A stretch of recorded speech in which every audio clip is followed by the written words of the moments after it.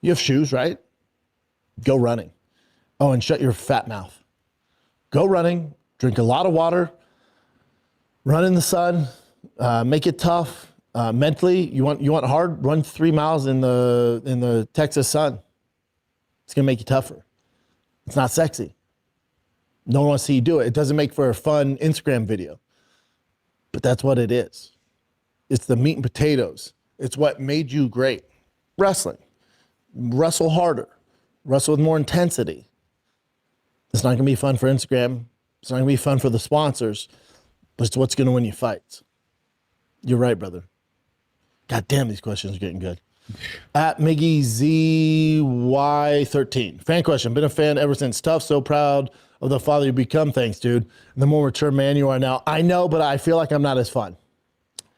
I feel the older I get, I don't have a ton to say these days unless it comes to kids' sports and fighting. That's how I feel, brother.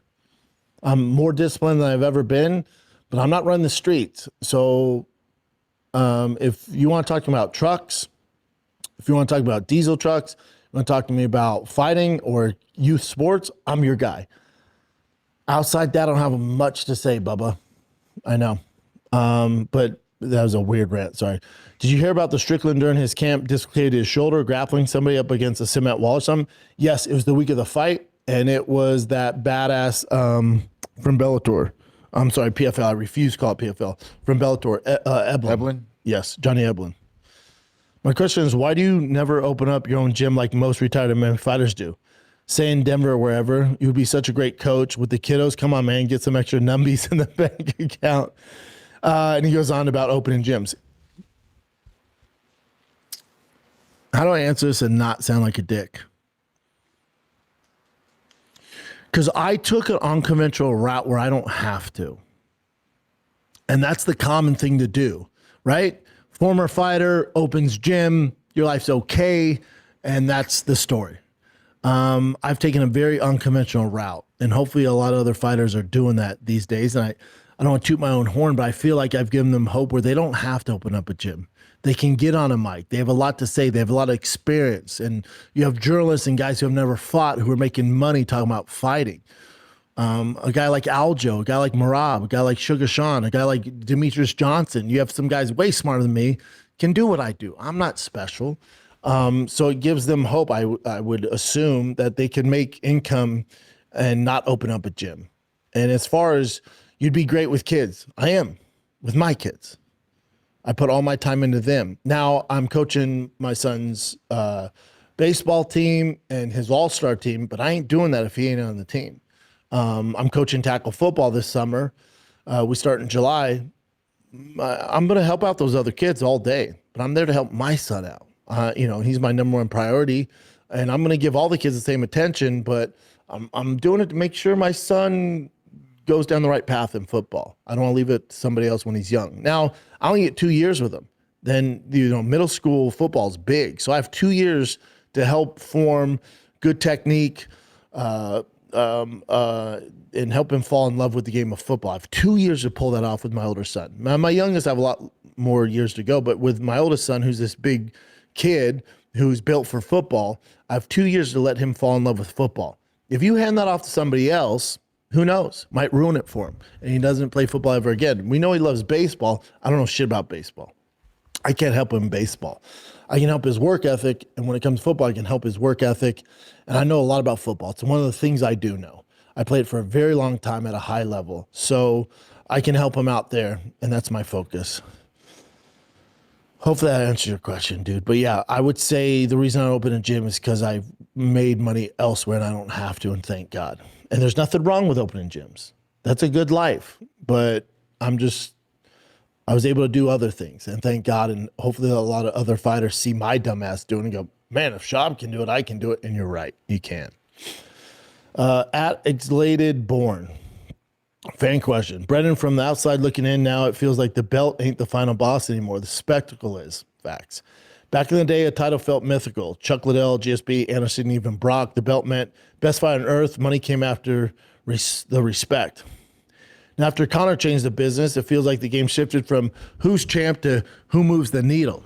God damn, you guys are getting good. Nate became bigger than belts. Masvidal got the BMF title. Francis walked away from the UFC belt itself from freedom and bigger money opportunities. Even John feels bigger than a heavyweight belt. Facts, dude. Nothing wrong with it. Either fighter should get paid. You sacrifice too much not to chase money, but from your era compared to now, does the locker room still view the belt like the holy grail? No. Or is it more like leverage for bigger checks and superstar now? You're spot on, and it's because of social media and live streaming and TikTok. And, like now for the kids, Armin's bigger than ever. He doesn't have the belt, but he's made himself more famous from these clippers and from jumping on these streamers and Nina drama, which is good, and these guys are getting paid. But yeah, to your point, the belt's not the end-all be-all anymore. It's a shame. It's just the nature of the business. And there's a reason why, Armin's Ilya's toughest fight. Why haven't we seen that? Brendan Schaub goes off on a weird rant, his words, about essentially how his career is over because he has nothing to say. Who does a podcast and says during their podcast, I just got nothing to say? Now he's talking about he's getting older. Remember that weird argument he had with Chin about Brian? And they were arguing about when people get older, they don't get sillier, hence they're not good on podcasts. And Schaub is using that as a reason why he wants to end the Fighter and the Kid podcast. Was he really just talking about himself? Because I remember Chin was going back at him, and Chin brought up Mark Maron and then Bill Burr, and that wasn't a good argument back. So I guess Schaub was just talking about himself. Hey, great, pitch to watch your podcast. I just got nothing to say. By the way, look at Chin. Hey, look at him. Why is Chin wearing a beanie in fucking Texas? Oh my God. Wearing a beanie inside too. Hey, it's Chin Pool. Aside from that, though, I guess Bappa was talking about himself the entire time, and all he can talk about is fights, which he's not good at, and, kids' sports, which he lies about.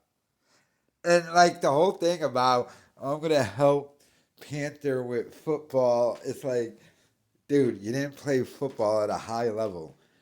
You played, I think 8 plays on special teams, emphasize the word special, and then that was your entire college career. You showed up for a Buffalo Bills workout, and they never called you again.